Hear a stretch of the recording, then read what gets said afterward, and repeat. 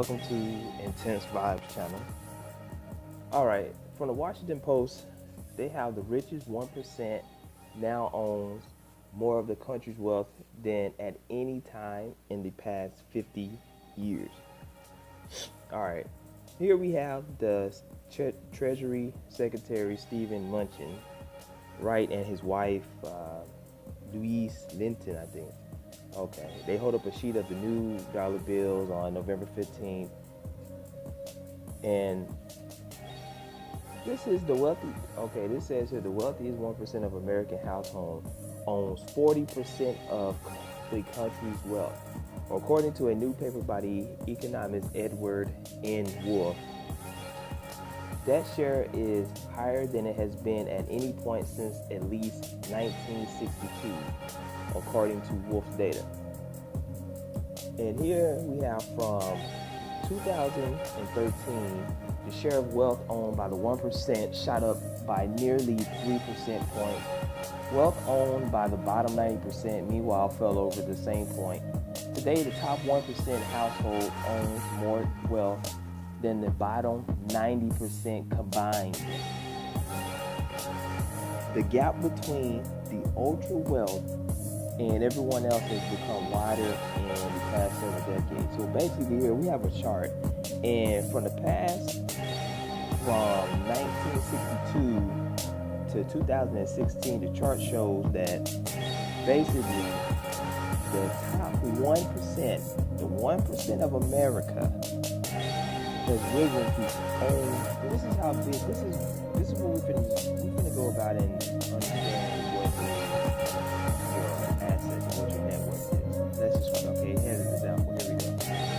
If you have a house and your house is worth $250,000, but you still owe the bank $200,000, and you don't own any of the debt or have any financial assets. That's it, just the house. That means your net worth is $50,000. So that's how you net worth right there. So there's a study that was done in the United States distribution of the wealth, even more toward the top of the distribution of the income. Okay, here's the illustration. This is a Pytopia. We're gonna have 100 people and 100 classes. And this showed a study in 2010. Michael Norton and Dan Ariely surveyed more than 5,500 people to find out how they talk to wealth.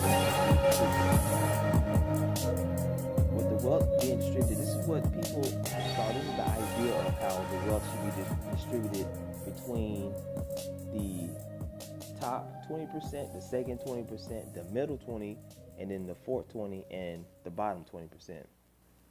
And it makes sense. They have the top 20, they have 32 slices of pie. The second 20% has 22, and it gets smaller. The middle 21, the fourth 13, and of course the bottom 11. So that makes sense. That looks about right. That's about what we all see, that on average what the wealth should be distributed on how rich you are or how poor you are, or if you're in the middle class. Here, this is what the actual wealth is distributed by.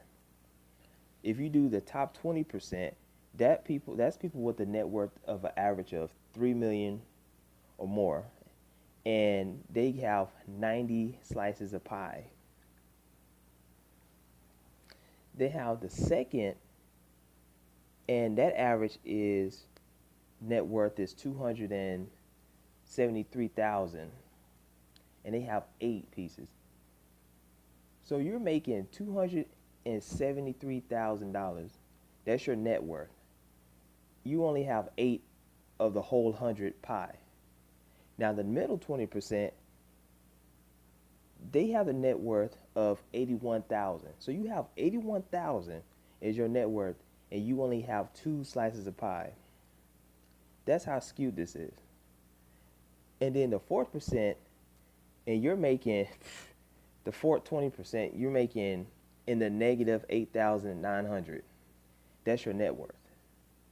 And you have zero slices of pie. So if you If your net worth right now is negative 8,900, you have zero pies. Now let's get to the bottom 20%. The bottom 20% is, I guess it says 8,900, but if you're making the very, very bottom amount, you have negative one slice of pie. So the top 20% of the actual household is making 90%. That's just how unevenly distributed the wealth is in America. And the actual pie distribution of that, if you break it down from the top 1%, the top 1% with 26 million or more is 40 slices of pie. And then the next 4% is 27. And then the next 5% that's making 1.6 million, that's 12 pies. Then the next 10% is 11. That's making 740,000. And the second 20% is 273,000, which is 8 slices. And if you're making 81,000 on average your net worth, you have 2 slices of pie. And again, the 420% is 0. You're on, or your net worth is 8,000. And if you have the lowest of the possible lowest net worth, you have negative 1 pie. And it basically shows that that's the top 1% owning 40% of America's wealth, of the rich people. And then the pie around the world, of course, America is in the top 1% owns 40. In Germany is 25.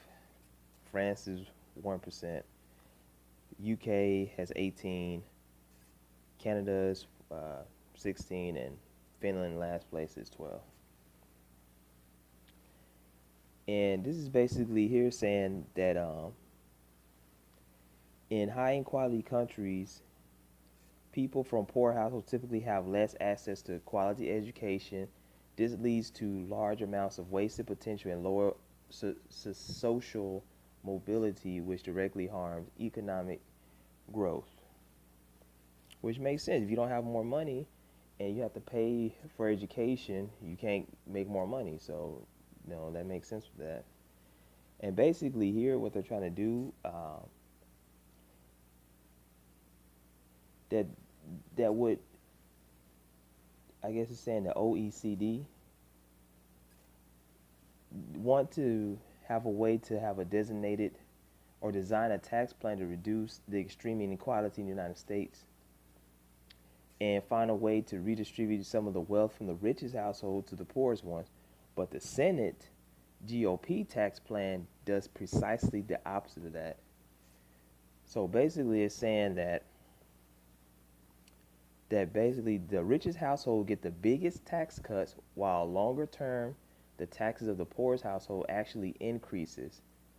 Estate tax cut, income tax rate for millionaires are cut, and corporate tax rates, the biggest rate cuts ever. So if you have a big business, you make a lot of money, you're a millionaire, basically you get the biggest tax cut, and everyone else, poor people with less money, don't get any tax break or tax cuts at all.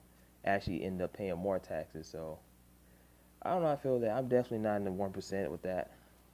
So that's pretty skewed on that, on how the wealth is distributed, but it is what it is with that. So that's it.